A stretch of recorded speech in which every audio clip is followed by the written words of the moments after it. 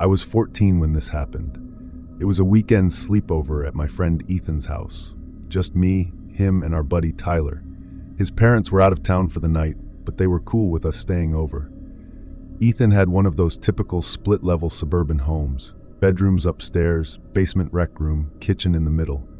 We spent most of the night in the basement playing Xbox and eating junk food. Around 1:30 a.m., Tyler crashed on the couch. Ethan and I were still up watching dumb YouTube videos. At one point, I realized I left my charger upstairs in Ethan's room, so I decided to go get it before heading to sleep.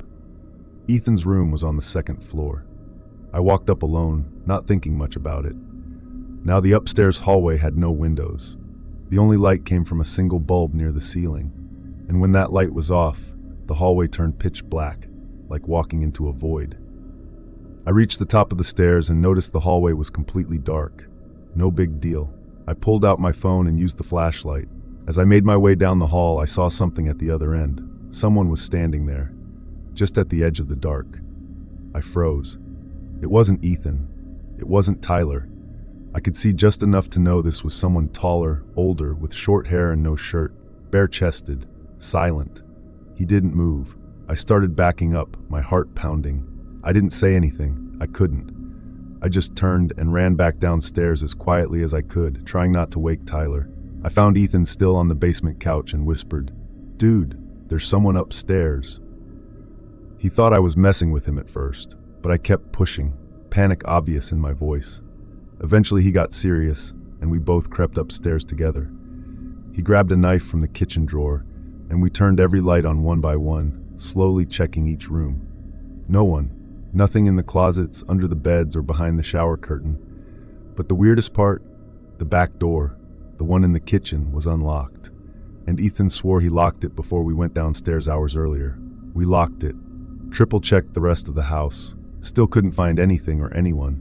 Eventually, we convinced ourselves I must have imagined it. Maybe it was the shadows or my reflection or just being tired. But I knew what I saw. The next morning, Ethan's neighbor came over. She said she saw someone walking through their yard just before sunrise. A shirtless man, barefoot, stumbling like he was drunk or high. He walked between their houses and disappeared toward the woods at the end of the block. We called the cops, but they didn't find anything. No one knew who he was or where he came from. All I know is that wasn't a dream, that wasn't a shadow, and that man wasn't trying to get in. He was already inside.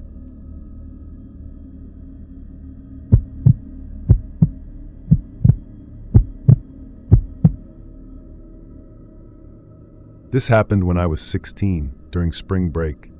A friend of mine, Josh, had a sleepover planned at his cousin's house. His cousin Mike was 18 and had just moved into his first rental house about 20 minutes outside of town. Josh said it would be chill, just a few guys, pizza, video games, and crashing in sleeping bags on the living room floor. The house was small, kind of old, but nothing too sketchy. It was in a semi-rural area where houses were spaced far apart and surrounded by empty lots, some overgrown with brush and weeds. We got there in the evening, me, Josh, Mike, and 2 other guys from school. The night went how you'd expect. We messed around on Xbox, ordered some wings, and stayed up talking about dumb stuff. Around 1 a.m., Mike said he was heading to bed. He had a mattress in one of the bedrooms, and the rest of us decided to lay out in the living room. We were just starting to doze off when we heard it. A knock. Not a loud bang or anything, just a soft, deliberate knock at the front door. Very slow, like someone was testing to see if anyone would respond. We froze. At first, we thought maybe it was just one of the guys messing around, but we were all accounted for, and the knock came again. 3 knocks. Even slower this time. Mike came out of his room pissed, thinking we were messing with him. But when he saw our faces, he went quiet. He peeked through the peephole and muttered, "What the f?" Then he quietly told us. There was a man just standing there, in a hoodie, facing the door but not knocking anymore. Just standing still. He didn't open it. None of us made a sound. We just waited. After maybe a minute, Mike whispered that the guy walked off, disappearing toward the side of the house. That's when we heard something else. A back window creaked. Mike went to grab a baseball bat from his room. Josh called 911. While we were waiting, we suddenly heard running, like heavy footsteps pounding along the wooden porch, then fading. We were terrified the guy had actually gotten inside, but when the cops arrived, they found the back window screen popped out, sitting on the ground. It looked like someone had tried to pry it open. But the most chilling part? One of the officers looked confused as he talked to Mike. He asked, "You just moved in, right? You know this house was empty for almost a year before you rented it?" Mike said yeah, he knew. The cop paused and said, "We've had a few calls out here before. People reporting lights on in the windows or someone seen going around the side, but every time we came, it was empty." He told us that once, months back, a neighbor reported seeing someone living in the crawl space under the house. That night, none of us slept. The next day, Mike checked the crawl space. He found a thin, moldy blanket, a bag with food wrappers, an empty bottle. Someone had been living under the house. We never found out who knocked or how long they'd been watching the house, maybe before Mike even moved in. But what really keeps me up at night is thinking, that knock? It wasn't meant to get our attention. It was to see if anyone was home.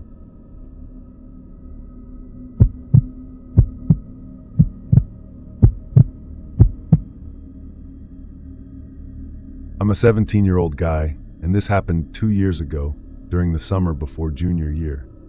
I've only ever told my closest friends this story, but it's stuck with me ever since. Maybe putting it out there will help someone else avoid something like this.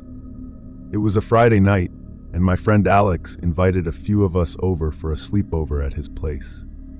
His parents were out of town for the weekend, and he lived in a quiet suburban neighborhood. Nice place, kind of isolated. The house backed up to a wooded area with no neighbors directly behind it.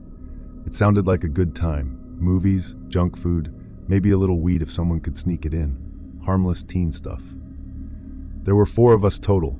Me, Alex, Ryan, and David.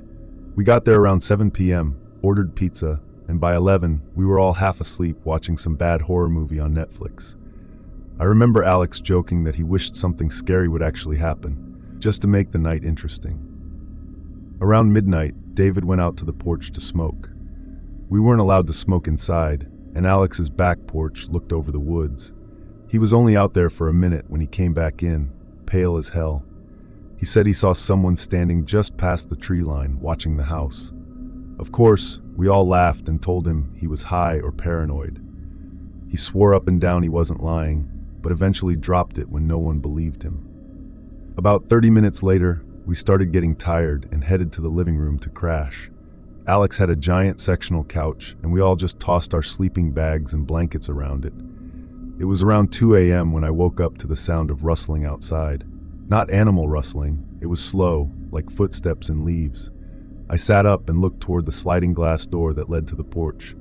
There was a man, just standing there, looking in. No mask, no emotion, just staring. He didn't flinch when I saw him. He didn't move, just stood there with his arms at his sides like he'd been watching for a while. My stomach dropped. I whispered Alex's name and nudged him awake. He looked at the door, and his face went pale immediately. He quietly woke up the others, and we all just sat there, frozen, watching this guy through the glass. Then he reached down, slowly, and tried the handle. Thank God it was locked. That's when Alex jumped up and yelled at him to get the hell out of there. The guy didn't run. He didn't even seem startled. He just backed up slowly and disappeared into the woods. We called the cops right away. They showed up about 15 minutes later and did a quick search of the area with flashlights, but of course the guy was gone. Here's where it gets worse. The next morning, we checked the porch. There were boot prints in the dirt and leaves. But there was something else. Under the porch, wedged between the lattice and the foundation, was a duffel bag.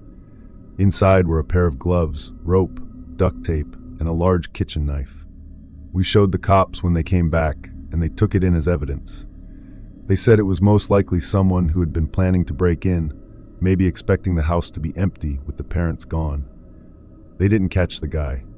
We never had a sleepover at Alex's place again. It still haunts me, thinking how long that guy might have been watching us, waiting for the right moment.